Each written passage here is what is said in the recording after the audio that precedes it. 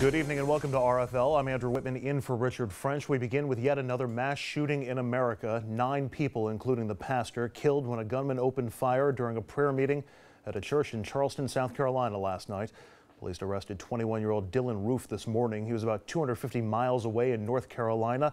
He had a gun with him, but they're not sure if it was the same gun used in the shooting. It is being called a hate crime. The feds are investigating. More now from Marcy Gonzalez live in Charleston. Good evening.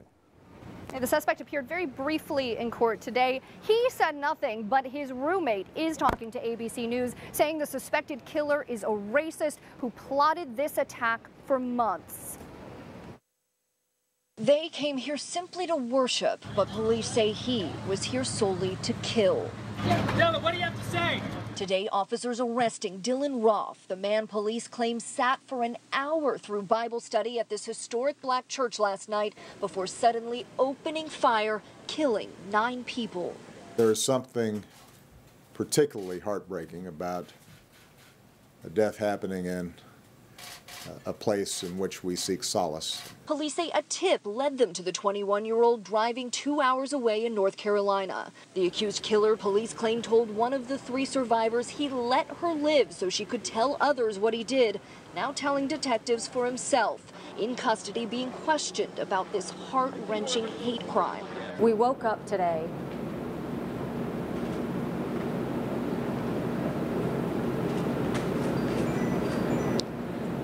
and the heart and soul of South Carolina was broken. South Carolina's governor moved to tears today, remembering the 6 women and 3 men who were killed.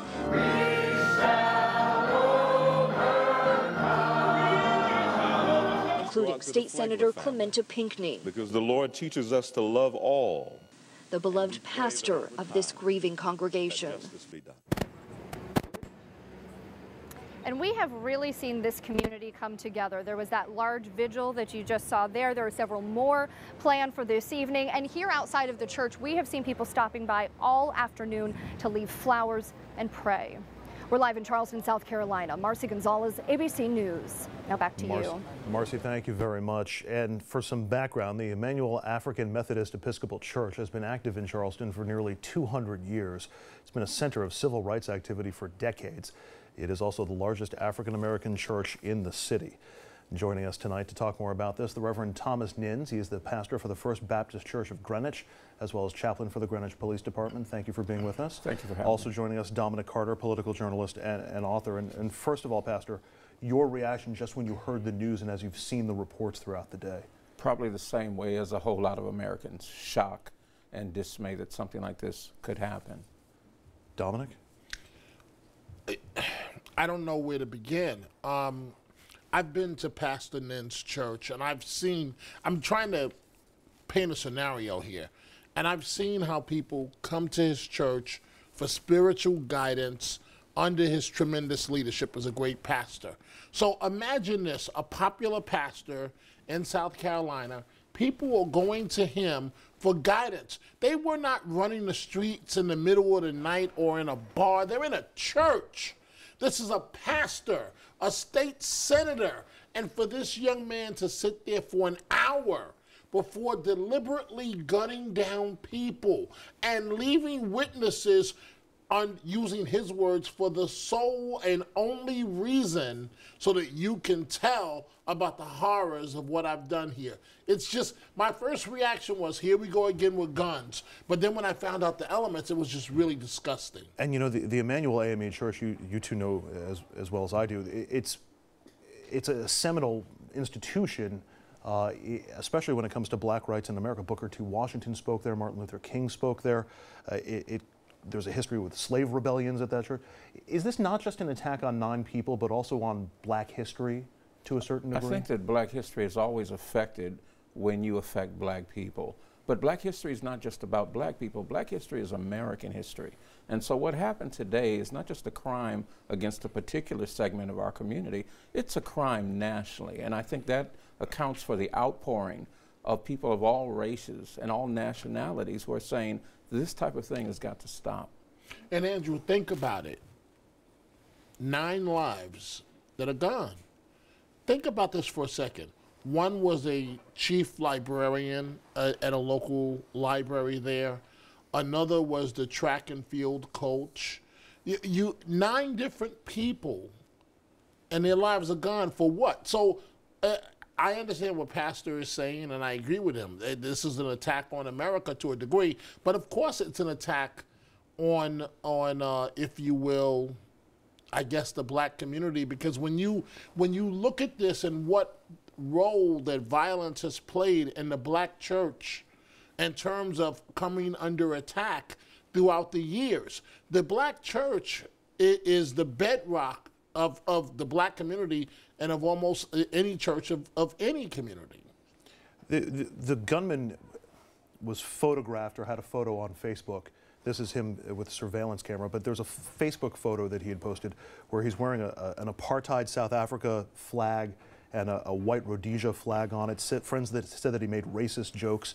Is this, I mean, is this just a bad apple? Is this racism run amok? I mean, what's your sense as you're hearing more about the racial element and the racial component? Clearly a deranged, if you will, young man, where apparently there are some racial elements to his personality, making comments as he's quoted in law enforcement of A, you're taking our women, 2, you're taking our country.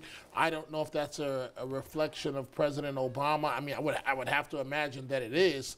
But at the end of the day, it's disgusting when you think about it. And I really feel that we have to find a way to stop making martyrs out of these nut jobs, because they do things like this for attention.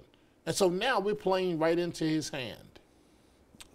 You know, every time it feels like we're making progress on race relations, we get 6 months or 9 months like we've had in the headlines, or we get an incident like the one today. South Carolina, there is a long history in South Carolina. It's, you know, black church burnings in the 90s. The Confederate flag still flies over the state capitol in South Carolina. Is there a takeaway for you in that, you know, no matter how much progress we make, there are still going to be places and people where that progress doesn't reach, or is this a failing somehow on society's part? Is there more to it than just one bad guy here? First thing I want to say to that is that I agree with Dominic that there is a tragedy here. At a real fundamental level, there's a tragedy here. And then that tragedy is compounded when you introduce race into the conversation. And then that's compounded when you introduce African Americans. So the spiral continues to descend. Now, that doesn't contradict the progress that we've made as a country and as a people and in our own communities, but it does draw attention to the fact that we have not arrived yet where this is no longer the topic. This is not a topic where a man went into a church and killed some people. This is a topic about a young white man went into a historic black church and killed 9 black people. And that is endemic of what we're talking about. Do we ever get to that point, though? Do you think we'll ever be able to get to a point where you have a tragedy or a horrible act like this that appears to divide on racial lines, certainly being investigated as a hate crime, and people won't look at it as a white gunman in a black church or a white shooter and black victims? We hope so. But for today, we're not there yet. Pastor, I'd like to ask you a question. Again, I've been to your church. I've met the first lady of your church. Great family. The question that I have that's eating at me, I want to know in your heart how you feel considering the state senator that's the pastor of this church. I mean, no disrespect, Pastor, but this could have been you. It could have been every pastor in America that's doing nothing but trying to help people. To help people in a Bible study class. We're looking at him right now as the state senator on the screen. Have you stopped to reflect for 1 second? I mean, and we obviously don't want anything like this to ever happen, but that it could have been you and that it's a colleague, directly the same position that you hold. I appreciate the question and the empathy from you. I was with a colleague earlier today and we were discussing this. Have I reflected? Yes, I have. Am I fearful? No, I'm not. Do I understand that there's hatred? Yes, I do. But I'm not going to allow that to dictate my decisions or determine my actions. I've got to stand and I've got to walk and I have to do what I have to do in spite of those things. And what was the reaction of the First Lady of your church, considering, you know, that it's your exact position? Sounds more like your position. You know, it could have been you. And that thought does happen, and I understand that. And yet, myself and others, we have to stand. Does that thought cross your mind, that it could have been you? I mean, because we think about Greenwich, Connecticut, as being almost a different world from Charleston, South Carolina. Do you feel like that could happen? Well, clearly it has happened. Would it happen in Greenwich? I can't say that it wouldn't, but again, I'm not governed by that. I understand that there are risks, and I understand that there are specific targets, and I could be one, but I have to continue to do what I do. Pastor, your congregation is mixed. Yes. But you have African Americans, you have whites, but my question is, why is the black church under fire in America? I think that if I was to target something or someone, I would go after the strength of that chain. I wouldn't go after the weak link. I'd go after the strongest link in that chain, because if you remove the strongest link in the chain is weak. And so the black church has always been at the core, the bedrock, as you said, Dominic, of the black community. It makes sense to do an attack there. I referenced some of the racial headlines that we've had over the past 9-10 months across the country. They're good. This is the prisoner being transferred, by the way. He's being brought back to South Carolina from North Carolina. Those are images. I'm not sure if that's live or if that was taken a few minutes ago. Those are live pictures then coming in as he's being transferred back. But Dominic, we talked about those headlines. There are people who are wondering tonight what they think the impact of this is going to be in what's already seems like a very tense situation, especially regarding the black community across the country. What do you think happens from here? What do you think the resulting ripples are from something like what Well, we've already seen from the president a renewed call, if you will, for gun control. In all likelihood, in the middle of a presidential campaign, that's not going to happen. When you look at the Republicans that are running are certainly going to be facing questions over gun control. But the battle, the polarizing issue of gun control and the Second Amendment is going to be reignited. As far as the racial headlines, I mean, what tears at my heart as I was thinking about this coming in, Pastor and Andrew, I mean, I don't want to be unfair to people, and I'm not talking about all people, only all of this because the country has a black president? Really? All of this hatred in some aspects, and a small aspect, because the country has an African-American president who is on the way out in just about 2 years? So I don't know what the headlines are going to be, but we are already playing into this nut job's hands. He's getting what he wants, the attention and the divide, if you will, the polarizing, if you will. And so I guess perhaps the good thing is that he's headed back to South Carolina. Keep in mind, Pastor, maybe a few months ago, the officer, the shooting of the young man.